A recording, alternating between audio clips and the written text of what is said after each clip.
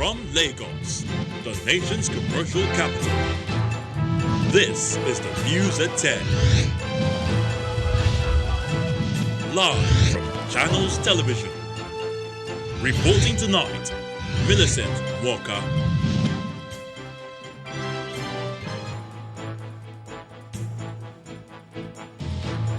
Hello and welcome. Academic activities come to a halt in some universities across the country following the start of a two-week warning strike by ASU. House of Representatives moved to end rift between lecturers and federal government. President Buhari restates resolve to sanitize the NDDC, says over 3.7 billion naira recovered from directors of the agency and its contractors as he inaugurates Commission's Advisory Committee.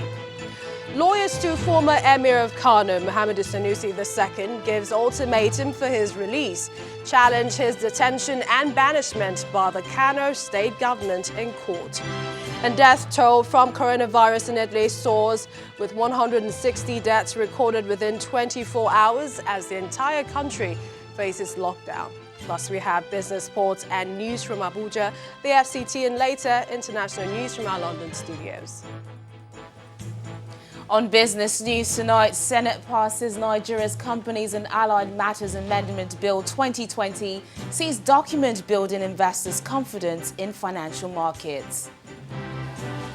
And on sports news tonight, Spanish and French league games to be staged behind closed doors until April, owing to the raging threat of the coronavirus.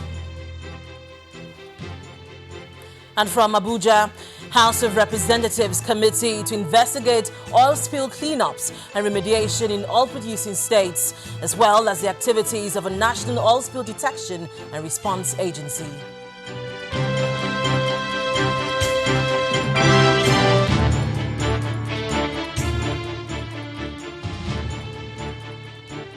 A two-week warning strike by the Academic Staff Union of Universities, ASU, has commenced to push the federal government to implement agreements reached with it in the 2019 Memorandum of Understanding.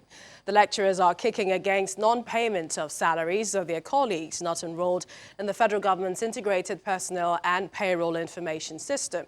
Channels Television visited some of the affected institutions to monitor the level of compliance and effect of the industrial action. From the entrance, the University of Lagos is scanty, quite unusual of an academic institution. The effect of the warning strike is obvious. Most of the lecture rooms are also scanty. In the absence of lecturers, students choose to hang around chatting, while others make use of the time for personal studies. The Academic Staff Union remains bent on total compliance. Within this period, there will be no any form of teaching. There will be any statutory meeting, no any kind of academic activities whatsoever. Right from yesterday, as soon as we got the news, classes were postponed. Like this week, we're supposed to have a test now, but from the look of things, like the test will be postponed till like another 2-3 weeks. Also from the southwest, in the University of Ibadan, the strike is complied with. The 2009 agreement was predicated upon upgrading our universities up to the West African standard so that we'll be able to compete, equitably with our colleagues. Universities are a universal entity. You can't have Ibadan standard or you can't have Lagos standard. Universities are supposed to be universal. Members of ASU at the Federal University of Technology, Akure, Ondo State, are concerned about the funding of public universities in the country. IPPIS in its current stage is alien to our laws and in fact contradicts our law. And ASU will not do anything that will contradict the laws.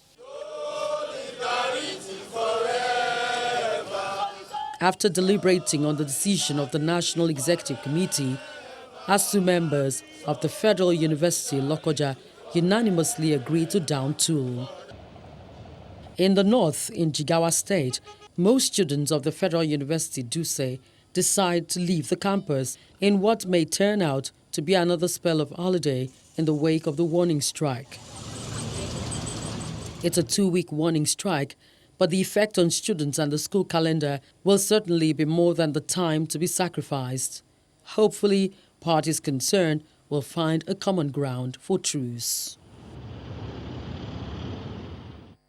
Meanwhile, the House of Representatives has resolved to invite officials of the Academic Staff Union of Universities, ASU, along with the Ministers of Labour and Education for a meeting over the warning strike embarked upon by the union.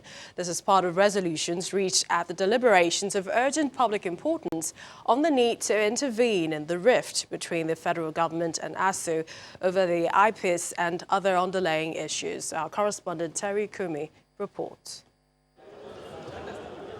In less than 48 hours, the House of Representatives will be holding a special plenary session to deliberate on the state of the country's education sector, with specific focus on improving on the number of out-of-school children in Nigeria.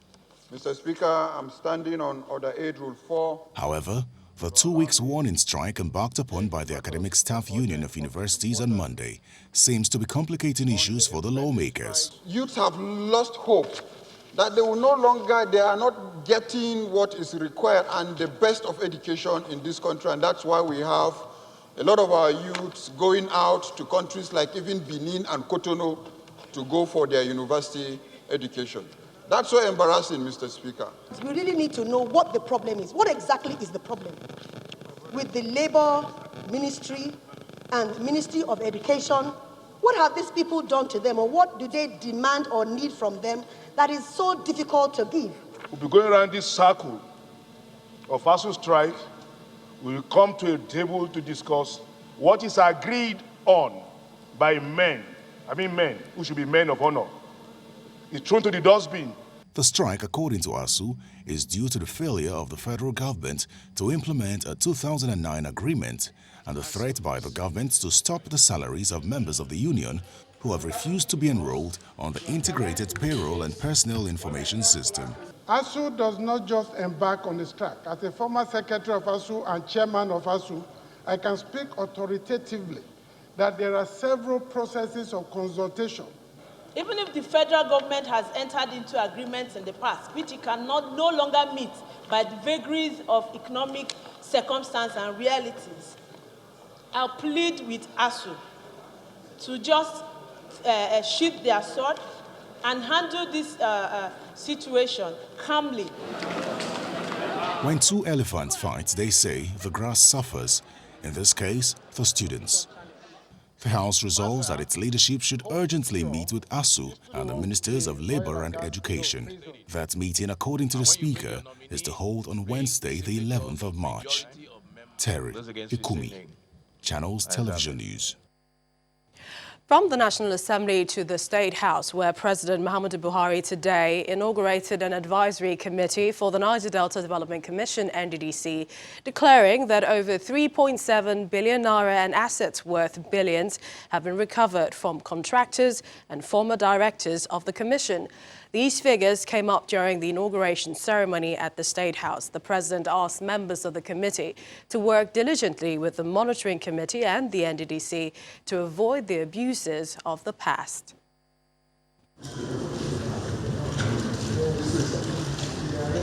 The membership of the committee comprises 9 governors of the Niger Delta region and 2 nominees of the President. You will all recall that President Buhari spoke on recoveries made from contractors and directors of the NNDC, urging the committee to be diligent and to prevent abuses of the past. The people of the Niger Delta were left with abundant infrastructural projects and substandard social programs which were designed to improve their living conditions. Furthermore, I am told that government agencies have placed liens on over 6 billion naira of assets which are being investigated. The governor of Delta State spoke on behalf of other members of the committee. The minister has briefed members of the committee on the actions being taken, for which we're happy that some actions actually are being taken. The Minister of the Niger Delta Affairs speaks on the status of the forensic audit ordered by the federal government. We will be involved mostly in project auditing and also being able to see whether we have had value for money. And of course, at the end of it all, we'll also do personnel auditing. Outside the personnel auditing, we'll end it up with a governance structure that must be recommended for the region.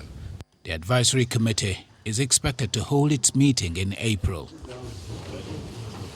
Meanwhile, the president received the surgical care team that recently separated conjoined twins.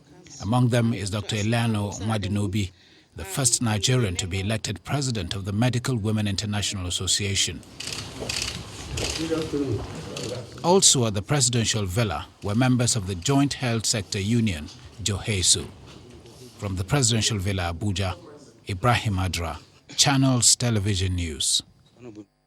Let's get more insight into the latest development in the Niger Delta Development Commission. And we're now being joined live from our Abuja studios by the Minister of Niger Delta Affairs, Mr. Godswill Akpabio. I'd like to welcome you to the news at 10. Now, considering over 3.7 billion naira recovered from NDDC directors and also contractors already, even when the forensic audit is yet to be concluded, can you give us a sense of what to expect at the end of this exercise? Thank you for having me. I believe that at the end of the forensic exercise of the Niger Delta Development Commission, we should expect to recover more monies from those who received various sums of monies and did not report to sites. As I speak now, over 75 projects are already ongoing. We have not given a single contract since we came on board, but just because the forensic exercise has been announced, a lot of contractors have gone back to site, and these are contractors who had collected various sums of monies, some as far back as 2004. They are now working in various communities in the Niger Delta region, and over 3.7 billion in cash. At least 7 houses have already been recovered and signed off by those people who involve themselves in those leases. And of course, various agencies are ongoing and are working. Not just the EFCC, various other agencies of government are also involved. Mr. Akpabio. And of course, even the ministry, because we've had contractors coming to us and telling us we've had various sums of monies and we don't know what to do. We want to return the monies. We don't want to have problem with government. So we are happy that already the response is already very, very positive. I expect that at the end of this exercise, the Niger Delta Development region, or let me say the Niger Delta region, will be better for it. Pray tell, Mr. Akpabio, if I might cut in, because this is also another important question I'd like to ask, and that is, when will we know who these contractors or former directors are? Will there be names published?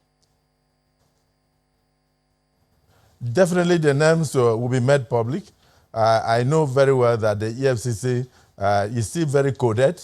It is not yet time. You cannot go into the bush to catch an elephant and you go there with your hand ringing the bell and telling the elephant I'm on my way. Otherwise, the elephant will run. And so definitely the names will be made public.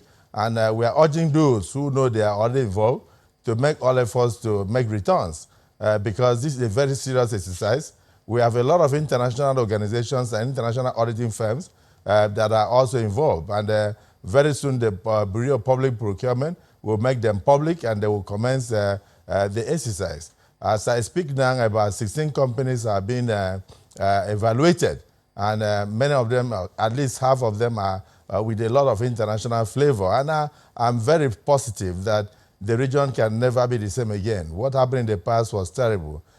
Some people think that it was meant for witch hunting. No, it is something that every Nigerian, every Niger Deltan, should be very angry about, that for 19 years we have not seen much very positive impact of the Commission on the lives or even on the infrastructural situation of the Niger Delta region.